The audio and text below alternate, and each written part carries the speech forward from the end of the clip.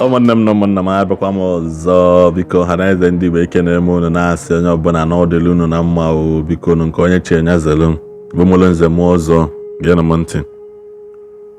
Unu ma na nweghị ihe kpọtụ n'efere mbụ akpọzụta ada jụọ Jpac wee na ọnwụnwa nke wee bịa na Lagos wee jewe na Zion. Ọ na-eje Zion kịta mmadụ dịka nna ochie bụ Chief Doctor Chimari Temple pụta o adreesị ihe ụmụazị anụnwa na-eme n'online na ya nwa bụ Chief Doctor Chimari Temple bụ ụzọ wee bido nya bụ ihe anakwa na ana nafunube mgbe ọ nọgide ndị asị na ya na mmadụ mekwara ihe jekpọọ polisi na-achọwa anya ya ọsụkọ kpụwa ndị mmadụ polisi na ihe a ya akpụrụ karịrị akarị na ihe dị n'ụwa bụ enete aghala o wetigasị ọnụ na kirikiri okwu a ma nke ya na kedu afa nwaanyị nke ọzọ ahụ nke kedu afọ ya na njaka daga elu ga-echi njaka tiche ọnụ na ya na ya ma okwu ndị ga ịmagoro ga pụtakwa ọfụ na-akpọlikwu ya yi tiche ọnụ ma na Jpac ma akwa ọkụkọ ma alụsi ego ma oge echi njaka achọrọ m kwunu nene kwunu mmalụ ihe eji akpọlụ Chimari Temple Chief Doctor Chimari Temple ngwa na nene vidiyo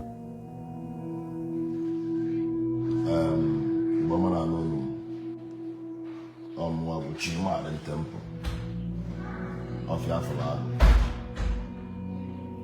If ndị maka ya webe na-esi ụtụtụ maka okwu a na-aga bagabagaba na social media about Jpac na eze obi ka asị Chukwu daalụ na Jpac apụtara maka ndị polisi.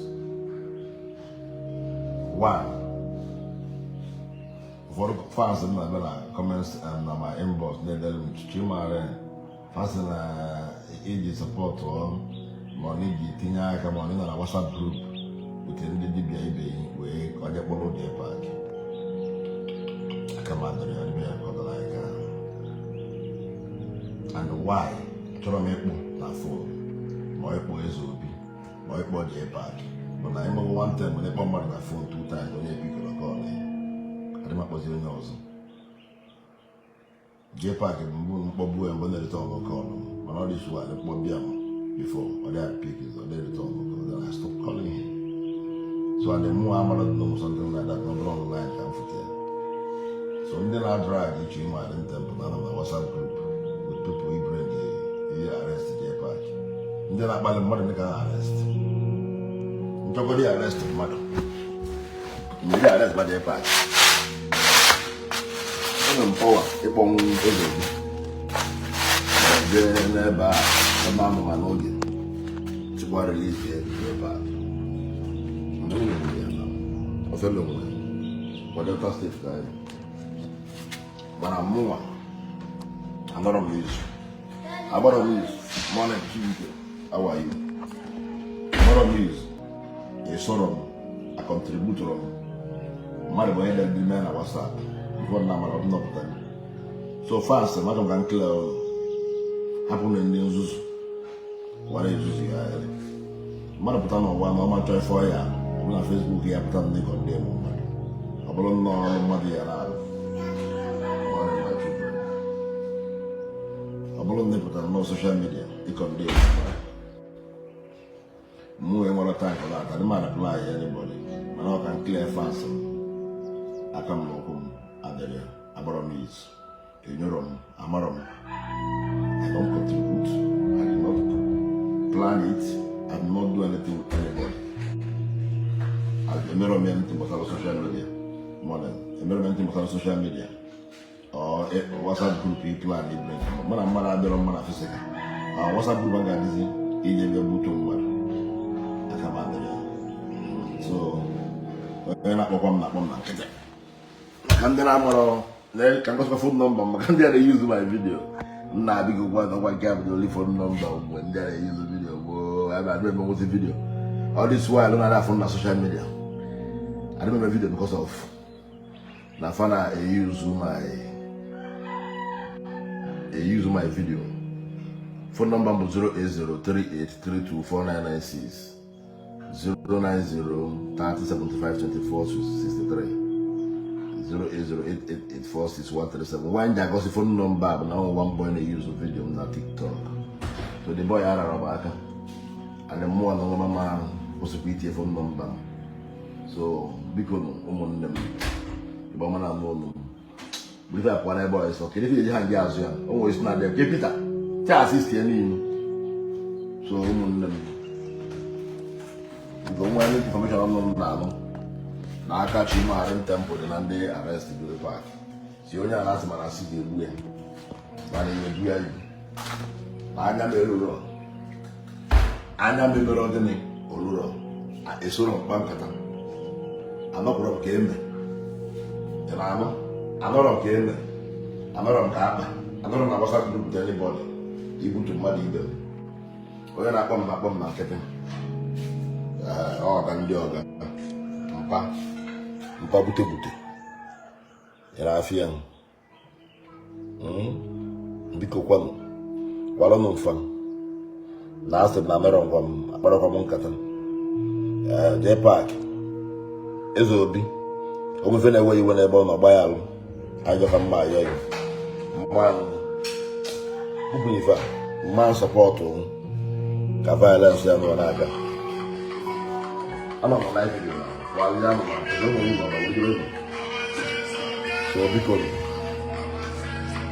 to forget about if about okwu onye iwe na-ewe n'ime ụlọ na-abịa iwe wezana anyị ndị bụ ndị Igbo anyị bụ ndị Igbo ga-afụ onwe anyị n'anya ọ bụ na afụrụ onwe anyị n'anya kedu ụlọ anyị ga-enweta nwanne adị mma igbu nwanne ya mana ịmara iwe ka mmadụ ga-eme ife mkpụta ọgaranya ka ogbugbu ya mkpụta ọgaranya ogbugbu onye na-adragị ma dragị zara m na nwere mụ na-ejiri afịa yara aghọta mụ na nna ya ma ntịsị akụ mụ na nke bụ nwa ya bụ ikwu ikele chimarịta bụkalakwa na egwu mana adị m very happy na onye na-adragị m over my word no grace dị n'ime ka ọfụ wee na-adragị m mana onwe ndị chigo through the dragon na mara my new account nke bụ my new account ọchị imarị temple biko na-efolo na page ya nụ na anụ ọ tinye picture ọ ga-atụ na mụ na jesi ya na mọdụ m nọmbịa ijọ dị kọntaktị nke mụ na na-abadị akparụ mmadụ na mụ na eze bịa kpọbe mana akpọrọ m ya na this case because ịkpọ ya na fọsọ na eze dey pick your call and mụ nwere time mmadụ ipik your call mana mmadụ embarrassed as my personality so biko ndị na-akpọ m ụnụ na-akpọ m mkpọ ọnụ nke mme nkwa nke m na-eme mana nke m na-eme ka m na-eme na nke m na-eme ka m mara anya na mgbe nwere ya kwụsị nwụ nke m na-eme ọ dị real ma ọ dị fake anyị ga na-eme ya wee na-agatara ụbọchị ikpeazụ amara onye bụ onye o nwere ejo ndụ mmadụ ibia mana ife mmadụ nọ n'ụwa nọ ya kwụba aka ọtọ maka omife jide ọfụ onye mere ife umekume na-egbe onye metere ife alụ ga-afụ alụ ife onye na-amarọ ama mmakwana ife onye ma ya amalị ya ekpere ọbụla niile ekpe n'ụwa anụ bụ ka ọ dịrị mmadụ ibe ya na mma. Come, shut up your mouth, that place or something. Shut up your mouth. Don't be stupid. Ekpere mmadụ na-ekpe n'ụwa bụ ka ọ dịrị mmadụ ibe ya na mma. Ọ dịrị mmadụ ibe ya na mma. Ekpere mmadụ ibe gị nke ọ dị efu nke ọ dị ekpere mmadụ ibe gị nke ọ ma efu nke ọ ma na-emeta ife alụ eme ekpere alụ ọfụ alụ ọchị ịmarị m tempụ na-ebeta m ọfịa fụrụ agụ the youngest efu ya ofe big ofe kalịsịa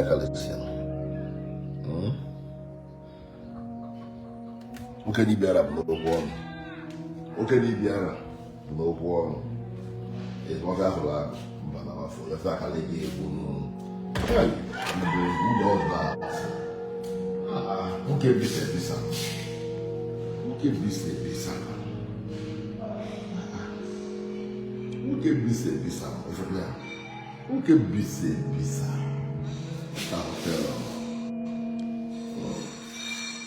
ihe bido ụlọ ebe dị ọna anụ ara na-agbakasị enwe dibịa na ebe ụlọ ọna aka bido nwoke bisa ebisa ọ mere kpa amụrụ nwe nwa mere sị kpa amụrụ nọọsụ nwoke bisa ebisa ada agbajụrụ ọbara anyara m ego na Facebook CBN adịghị n'ụkpọtụ CBN adịghị n'ụkpọtụ ọnwụ ego bank fa na UBA onye na-ebulu obele ego na-eme n'ụpụ akarịa na-ebube ebucha CBN bụ bọọchị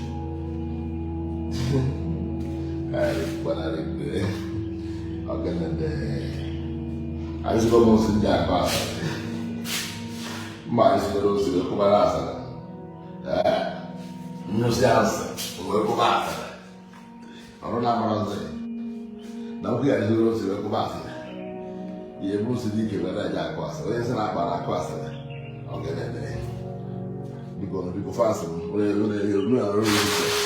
abụ enemies ndị abụ enemies ọrụ ndị mere n'ụwa ahụ maka enemy rapụ ya maka ya asị na Facebook ngọva na nwachu na Facebook na mmụọ gafere na Facebook anọrọ na TikTok Facebook ka mma adịmada machu na Facebook ị ga nkwu amachu na Facebook nọ na ọ bụgo na mụnwa dị busy afefelago wedere ija na-amịla ada na mmiri mana ọ bụrụ na ọsụ ebe a na-atara na village na my page afefelago bụ CEO MD Million Table Water afefelago Beauty and Dodego afefelago ife niile afefelago producer ọga madam ọfịa dị busy ọfịa nwere ife ndị ọzọ na-emegasị without native doctor work so na dibia kwụsịrị na Facebook tata ọfịa galigi nke bụ onye na-akụ asịrị na-akụtọ m inwe ife ọfịa nwe ọ ife nwe ma iji adịrị m envy ememe gịnị mụ na ya enwe okwu mụ na ya enwesị m anyị na-ese okwu onwe ife mmelụ gị okwu onye ọzọ ka iji na-akpọtọrọ m okwu na-agbasawọlị mmadụ na-apụta igbo egolo ọgwụ onye ọzọ mmadụ na-akatakwa n'ochegodo eyiche ebe ka ụmụnna na ụmụnne nọ ikwu na ibe nọ onwerekwa onye nọ onwerekwa onye na-afụ mana asị m na oji ọfọ ya ana ijide ọfọ na ihe ana mmụọ jidekwa ọfọ na ihe ana mpakata igbe wetụna mmeri ibu nke anyị na mmiri mmeri ibu nke anyị na njedebe ekpere anyị na-ekpe bụ ndị na-eme omenala ndị dibịa igbo welu n'uche ndị egwu welu n'uche batana ya nwefe omenala dị na social media kịta onye ntụ manya iji social media now they will use it against you because anyị mụ ụmụazị we have children onye mụ nwa onye ma nne mụ nwa gbara agba na respect ya onwe na social media dịka anyị nwakịta anyị nwa amụgo ụmụ bụ agba anyị respect ya onwe anyị na social media yes because na ada anyị jekwara anyị na university ụmụ anyị agbasigo so anyị bịa kịta na-emefe mmetọ ka ya aga na ọchụrụ enwe filin ọchị maara ntempere mmọnwụ na-ebe ya mma mgbara ọsọ kama mma agbọtụ na Facebook enwe m Facebook nwere Facebook ya